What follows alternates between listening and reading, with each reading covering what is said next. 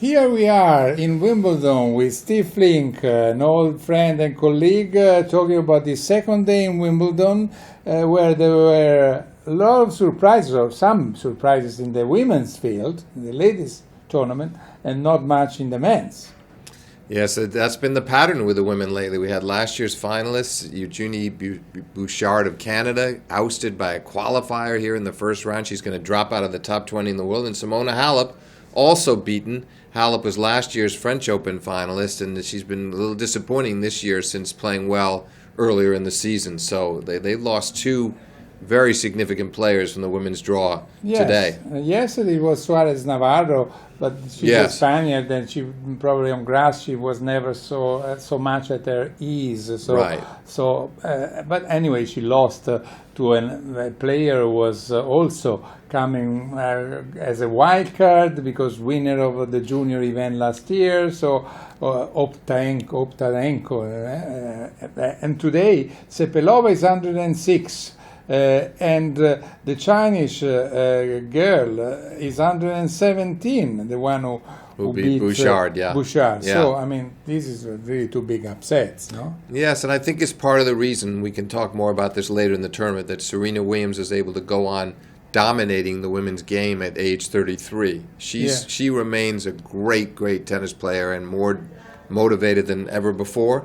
But in turn, some of the other leading players not able to sustain consistently high standards, and therefore, Serena towers above the field right now. She's the only one you can really count on. Yeah, and then today there was a match won by Petra Kvitova, the Wimbledon champion, 6-1, 6-love in 35 minutes versus Kiki Bertens, who has been 43 in the world, so not that such a bad player, but still, I mean, Kvitova lost only 1 point on her serve, and that was a double fault. Yeah, but Kvitova, of course, in fairness, she's so good when she's at her best. She's a very hard player to understand because she can beat herself.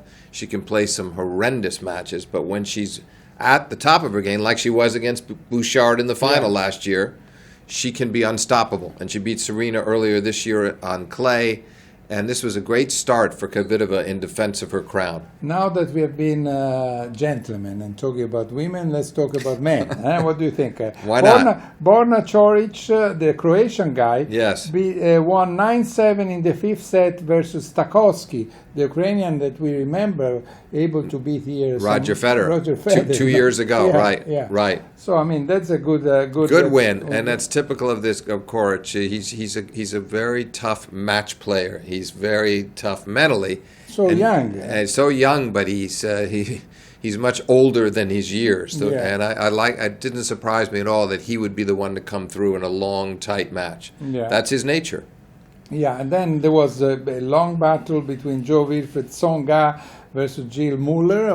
Muller is another fighter. Yeah. He lost in 5 sets to Tsonga. Right, left-hander, tough server, but that was a good win for Tsonga. Yeah, and then, the favorites today, they all won easily. I mean, if we think about Federer, 6-1, 6-3, 6-3 against the Smur, who he had played already in Roland Garros. Right. And then also Rafa Nadal won 6-4, 6-2, 6-4 with Bellucci.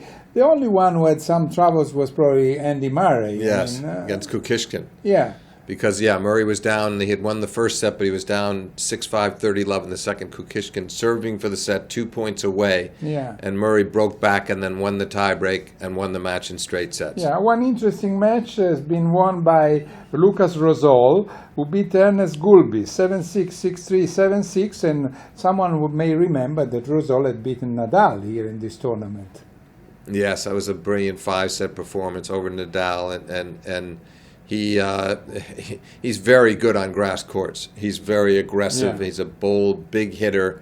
So nobody really wants to face him at this tournament. Well, Steve, I think it's all for today. But of course, our appointment goes on. Tomorrow we will talk again from Wimbledon. And for tonight, we can only say bye-bye.